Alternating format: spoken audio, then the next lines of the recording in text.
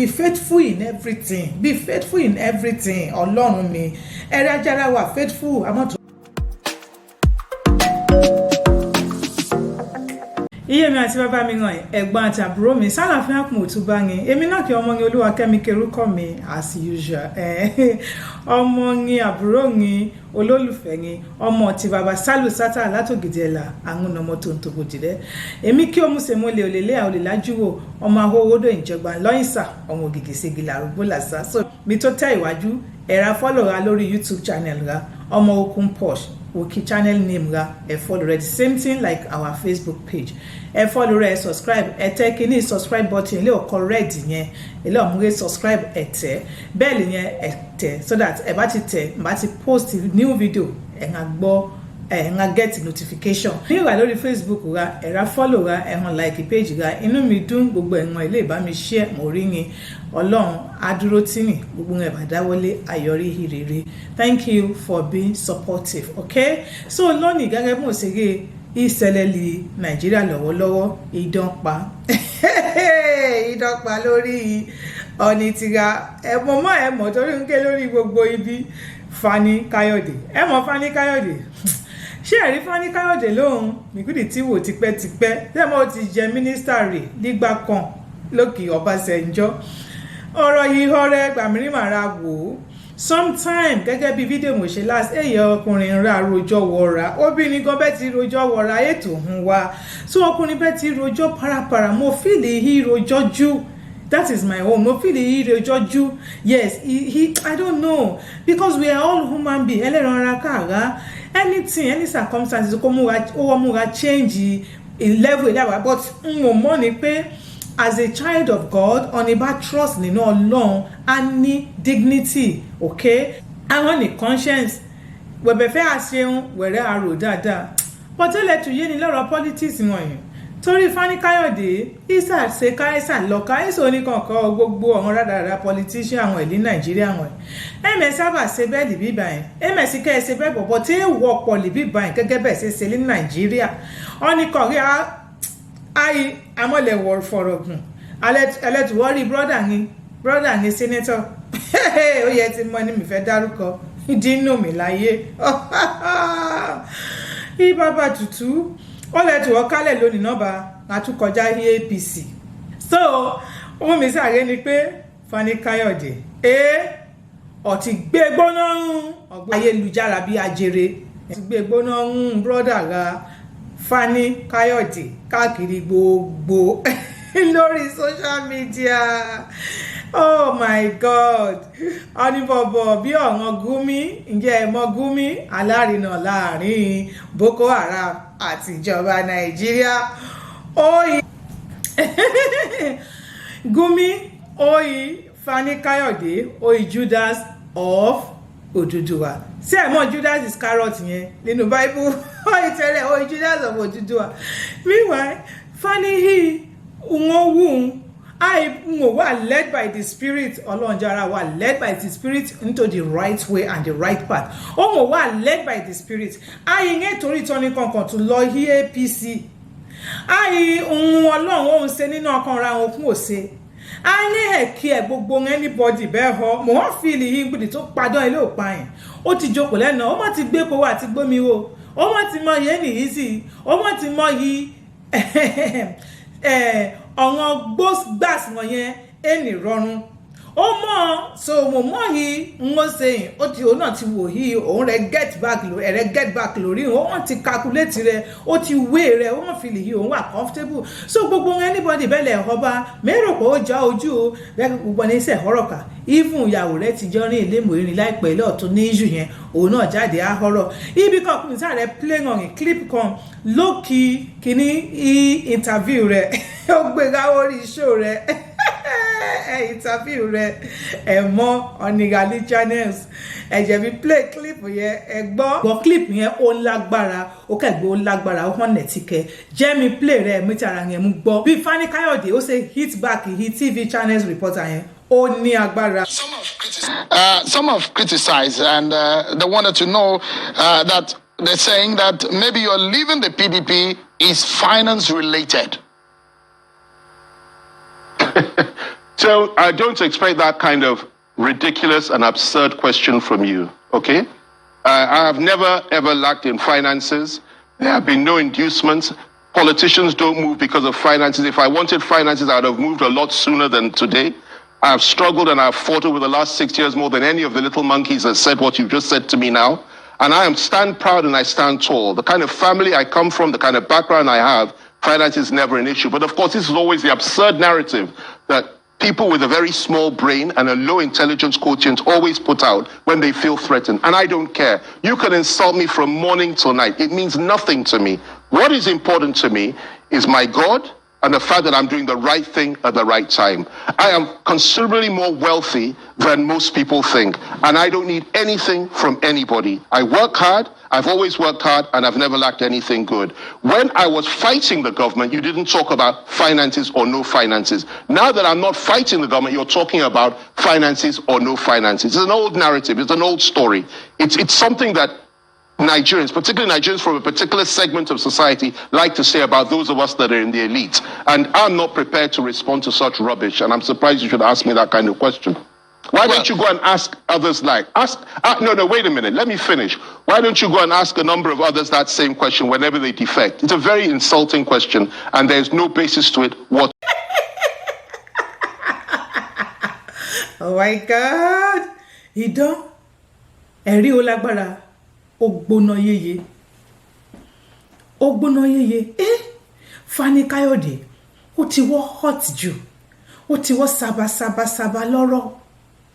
Anyway, ṣé ń bá lè béèrè irú question lọ́wọ́ rẹ̀, which of course only expect béèrè question lọ́wọ́ wọn. Ṣé wọ́n rí kún wọ́n á pick question yẹn lé ọ̀dẹ̀ wọn followers rẹ̀. How part of wọn yìí ní holly under rẹ̀ wọn followers rẹ̀ wọn.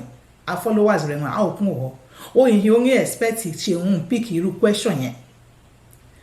Ó yẹn need anything. Ó wá ẹkún ó ní kankan lè need anything nílé ayé. Ó wá made up. Mo feel there is a little bit of pride nínú ọ̀rọ̀ Fani Kayode hàn.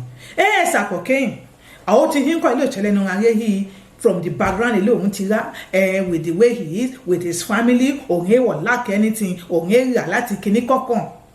To me mo feel bóyá there is a little bit of ìgbéraga àti pride lè bí báyìí because this is a live TV o níbẹ̀ tí interview rẹ̀ bọ́balẹ̀ wà uncomfortable pẹ̀lú question lè a reporter béèrè lọ́wọ́ rẹ̀ mo feel only there is a better way ló yẹ Fani mú down question in a more mature way you understand tó jẹ́ pé ṣe ń gbọ́n feel uncomfortable yìí èyí òun béèrè question lé ọwọ́ rẹ̀ okay and again yá yọ ní náà bínú bẹ́ẹ̀ mú tí yá ọkùnrin ègbùdọ̀ á ṣe sàbàsàbà bẹ́ẹ̀ ọkùnrin láti ra lo ọgbọ́n ara lo knowledge lè bẹ́ẹ̀ mú dáhùn ọ̀rọ̀ ẹ̀ bẹ́ẹ̀ mú ṣe ẹ̀mú handle okay ọ̀rọ̀ eléyìí Fani Kayode ó respond back èyí TV reporter ó ní agbára ó sàbàlá ó yí people of little brain abẹ́gbọ̀n níbẹ̀ yẹn ó ọ̀ngọ̀ngọ̀ jẹ́ pé ọ̀nì kankan àwọn àṣepọ̀kẹ̀ jealous the elite káàbọ̀ mọ́ Fani Kayode rọra mẹ̀hẹ́ jọ̀wọ́ rẹ̀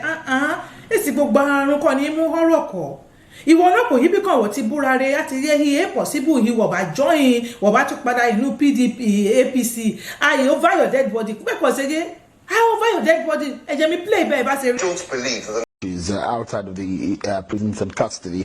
Your party, which you stood for, and which perhaps some of the stands that you had is giving you this kind of trouble that you're seeing today, is in crisis right now. Yeah. Are you sticking with the party? But of course, the PDP is my party. I will never leave the party. You're never considering going back to the APC? I would never. The APC, absolutely out of the question. Until kingdom comes, until Jesus returns, that will never happen. But you left the PDP for the APC. Well, we've discussed that on many, many occasions. I've told you my reasons for doing that at that time. I was not happy. See, I'm not horror, babe.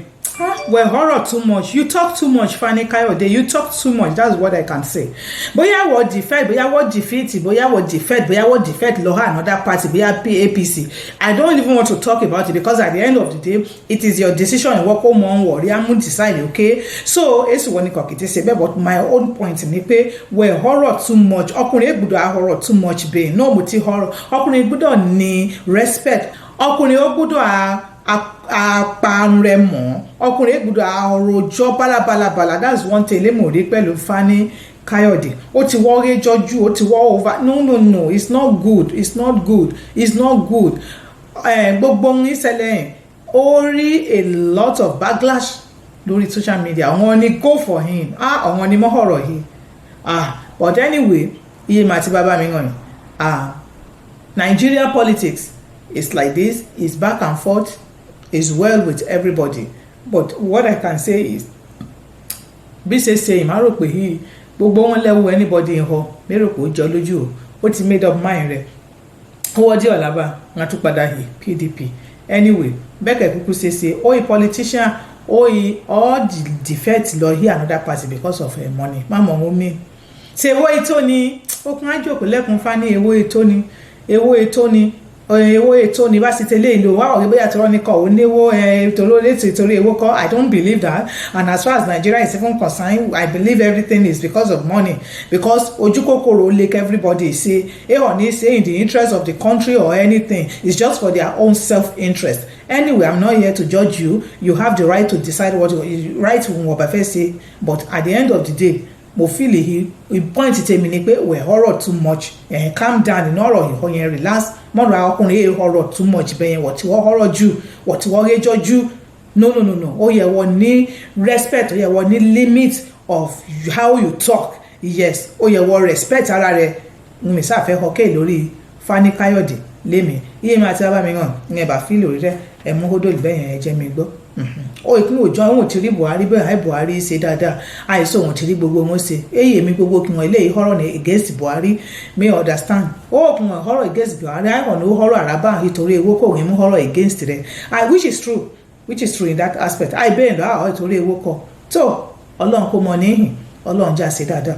Bí ọ̀nìra kan Ọlọ́run ọ̀nìra kan ọmọra lílo òyìnbó líbí ǹjẹ́ ẹ̀rí tí ó hún amọ́tùkálẹ̀ lójú oorun rẹ̀. Ṣé ẹ̀rí ilé ayé àbájókòó lẹ́lẹ̀ ilé ayé àròjinlẹ̀. A ní àgé mà fẹ́ jára mi mà fẹ́ para mi lórí nǹkan. Màdọ́gbọ́n lílé ayé empty kọ́.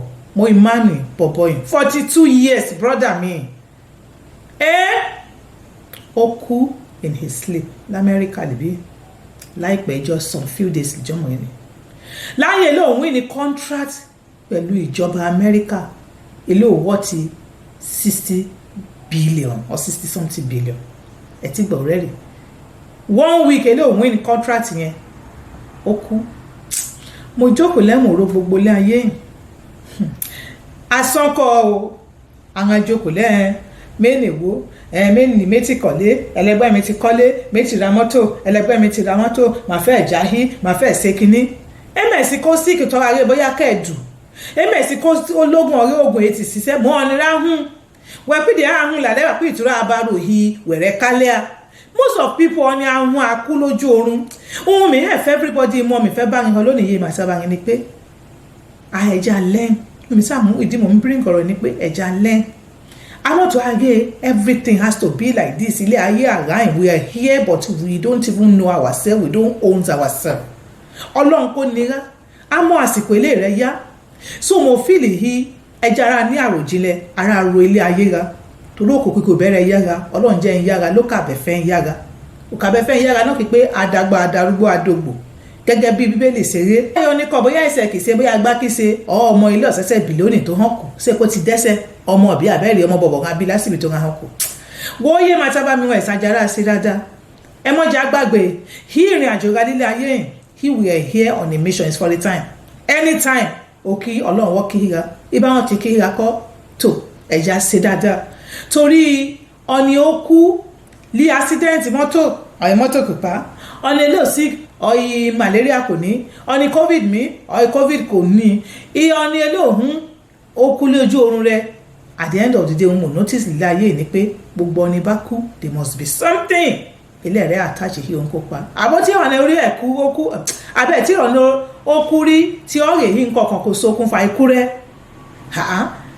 ọ̀nà ayé nǹkan kan ṣá ọ̀nà ayé nǹkan ohun mi fẹ́ àrókè kí ẹ mọ ìbò yá àsìkò kò tó ní gbogbo gbà wọn yẹn ọ̀rọ̀ Ọlọ́run ẹ̀dẹ́ o ọ̀rọ̀ Ọlọ́run ẹ̀dẹ́ ṣe rí ẹja rọ́ọ̀nù rèsì rálélé ayé ẹja ara rántí hí we are here but we are not here by ourselves.